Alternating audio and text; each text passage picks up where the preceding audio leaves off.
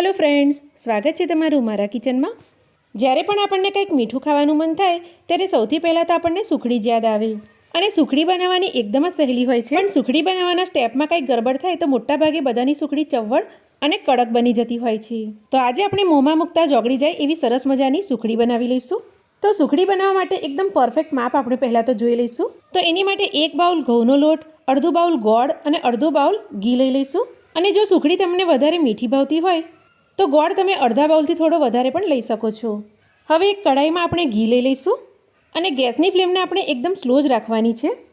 હવે ઘીમાં આપણે ઘઉંનો લોટ નાખી દઈશું અને એકદમ ધીમી આંચ પર આને આ રીતે આપણે સતત હલાવતા રહીને ઘઉંના લોટને ઘીમાં સરસ રીતે શેકી લેવાનો છે। તો સુખડી બનાવવા માટે સૌથી મહત્ત્વની વાત હોય તો એ છે કે ઘઉંના લોટને બરાબર રીતે શેકાવા દેવો। અને સુખડી બનાવવાના ટાઈમ પર ઘઉંના લોટને મીડિયમ કે હાઈ ફ્લેમ પર નથી શેકવાનો, એકદમ સ્લો ફ્લેમ પર જ ઘઉંના લોટને આપણે શેકાવા દેવાનો છે। અને જો તમને ઘી ઓછું લાગતું હોય તો આ ટાઈમે તમે 2 ચમચી ઘી વધારે નાખી શકો છો, પણ આટલા ઘીમાં પણ આપણો ઘઉંનો લોટ સરસ રીતે શેકાશે અને સુખડી પણ આપણી સરસ પોચી બનશે।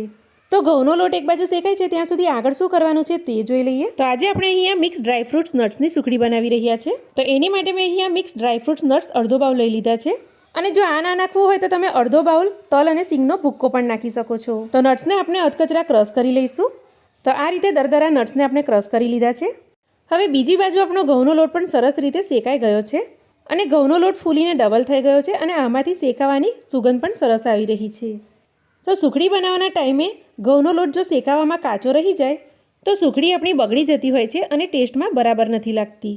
તો લગભગ મેં 6 થી 7 મિનિટ ઘઉંના લોટને ધીમી આંચ પર સરસ રીતે શેકી લીધો છે અને તમે જોઈ શકો છો કે ઘઉંનો લોટ હલકો થઈને એકદમ આસાનીથી ફરી રહ્યો છે અને ઘઉંના લોટનો કલર પણ થોડો ચેન્જ થઈ ગયો છે। હવે બીજી મહત્વની વાત એ છે કે સુખડી બનાવવાના ટાઈમે લોટ શેકાઈ જાય ત્યારબાદ ગોળ ક્યારે નાખવો તો એ પણ હું તમને આગળ જણાવું છું, એટલા માટે રેસીપીને જરૂરથી જોતા રહેજો। તો લોટ આ રીતે શેકાઈ જાય ત્યારબાદ આપણે જે નટ્સ ક્રશ કર્યા હતા તે નાખી દઈશું અને સાથે થોડો ઇલાયચી પાવડર નાખી બધું સારી રીતે મિક્સ કરી લઈશું। હવે બધું સરસ રીતે મિક્સ થઈ જાય ત્યારબાદ અડધી મિનિટ બાદ આપણે તરત જ ગેસને બંધ કરી દેવાનો છે અને કઢાઈને આપણે ગેસ પરથી હટાવીને કિચન પ્લેટફોર્મ પર લઈ લેવાની છે અને આ રીતે 1 મિનિટ સુધી આપણે આને હલાવતા રહેવાનું છે જેથી ઘઉંનો લોટ આપણો હલકો એવો ઠંડો થઈ જાય। હવે 1 મિનિટ બાદ આમાં આપણે ગોળ નાખી દઈશું અને ઘઉંનો લોટ વધારે ઠંડો ના થઈ જાય એ પણ આપણે ધ્યાન રાખવાનું છે। તો 1 મિનિટ પછી આમાં આપણે ગોળ નાખી દીધો છે। હવે આને આપણે સારી રીતે મિક્સ કરી લેવાનો છે। તો ઘઉંનો લોટ આપણો હલકો ગરમ જ છે તો સતત આ રીતે આપણે ગોળને ઘઉંના લોટની સાથે મિક્સ કરીશું તો ગોળ આપણો સરસ મેલ્ટ થઈને શેકેલા ઘઉંના લોટમાં સરસ રીતે મિક્સ થઈ જશે।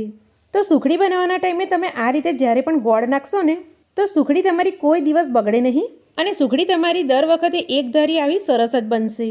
અમુક વ્યક્તિ શું કરતા હોય છે કે જ્યારે લોટ આપણો સરસ શેકાઈ ગયો હોય છે ત્યારે ચાલુ ગેસ પર જ આમાં ગોળ નાખી દે છે અને મિક્સ કરે છે, પણ ચાલુ ગેસની ઉપર ગોળ નાખવાથી અમુક વખત ગોળનો પાયો કડક થઈ જતો હોય છે અને સુખડી તમારી ચવડ અને કડક થઈ જતી હોય છે। પણ જો તમે આ રીતે ઘઉંનો લોટ સારી રીતે શેકાયા બાદ 1 મિનિટ હલકો ઠંડો થયા બાદ ગોળ નાખીને મિક્સ કરશો તો તમારી સુખડી કોઈ દિવસ નહીં બગડે અને એકદમ પરફેક્ટ બનીને તૈયાર થશે। તો સતત 2 મિનિટ આને હલાવતા ગોળ આપણે સરસ મિક્સ કરી લીધો છે। હવે ઘીથી ગ્રીસ કરેલી થાળીમાં આપણે આ મિશ્રણને નાખી દઈશું। તો અત્યારે તમને આ ભરભરું લાગી રહ્યું હશે, પણ જ્યારે આને આપણે દબાવીને સરસ સેટ કરીશું તો સુખડી આપણી સરસ રીતે સેટ થઈ જશે। તો થોડું તબેદાથી આ રીતે દબાવ્યા બાદ એક વાટકીના તળિયે ઘી લગાવી દઈશું અને આ રીતે સારી રીતે દબાવીને આપણે સુખડીને સેટ કરી લઈશું। તો જુઓ તમે જોઈ શકો છો કે મિશ્રણ આપણું કેવું ભરભરું લાગી રહ્યું હતું, પણ આ રીતે દબાવવાથી સરસ સેટ થઈ ગયું છે। તો હવે આ મિશ્રણ થોડું ગરમ ગરમ હોય ત્યારે જ આ રીતે આપણે આમાં કાપા પાડી દેવાના છે। તો આ રીતે ગરમ ગરમમાં જ્યારે આપણે કટ લગાવી દઈએ તો સુખડીના પીસ સરસ રીતે છૂટા પડી જતા હોય છે। હવે સુખડી આપણી એકદમ ઠંડી થઈ જાય ત્યારબાદ આ રીતે આપણે સુખડીના પીસને અલગ કરી લઈશું। તો જુઓ તમે જોઈ શકો છો કે કેટલી સહેલાઈથી આપણા સુખડીના પીસ અલગ થઈ ગયા છે અને જરા પણ તૂટ્યા પણ નથી અને સરસ મજાની પોચી અને ફરસી આપણી સુખડી બનીને તૈયાર થઈ છે।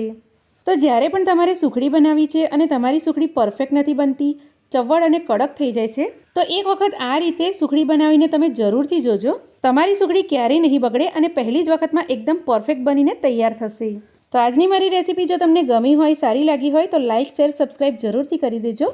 તો ચાલો મળીશું એક નવી રેસીપીની સાથે, ત્યાં સુધી આવજો।